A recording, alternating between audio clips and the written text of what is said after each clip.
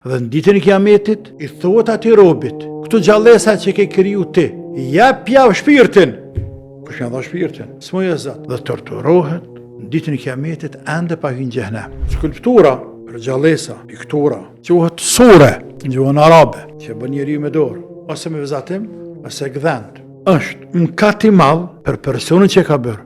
Dhe në ditën e Kiametit, që ka ardhur në disa hadithe sakta të vërteta, i thuhet atij robit, ja tu idhuje, statuje, piktura, skulptura në formë gjallësave, këto gjallësa që ke kriju ti, jap javë shpirtin. Kush ja dha shpirtin? S'moja Zot. Jap javë shpirtin. La ilaha illallah. Dhe torturohet në ditën e Kiametit ende pa hyrë në xhenem. Pastaj ka thënë pejgamberi sallallahu alajhi wasallam, inna min ashaddi an-nasi adhaban yawm al-qiyamati al-musawwirun. Për atyre që kanë dënim më të rëndë, ditë e Kiametit, janë këta autorë të pikturave, skulpturave, gjithmonë të gjallësave. Është kërcënim i rëndë. Për atë arsye ulemat e kanë cekur, kur kanë folur për gjinohat të mëdha, autorët e të librave kanë numëruar, kanë konsideruar në rangun e mëkateve të mëdha.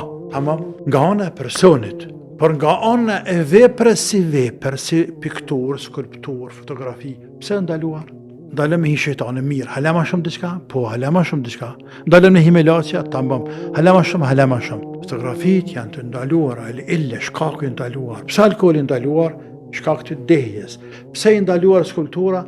Shkak se skulpturat i kanë shpi njerëzit në shirk me adhuruar ato përpas Allahut, që nga koha e Nuhit. Njeriu kërka fotografin përpara, edhe është baba nën të vdekur, gradualisht me kohë.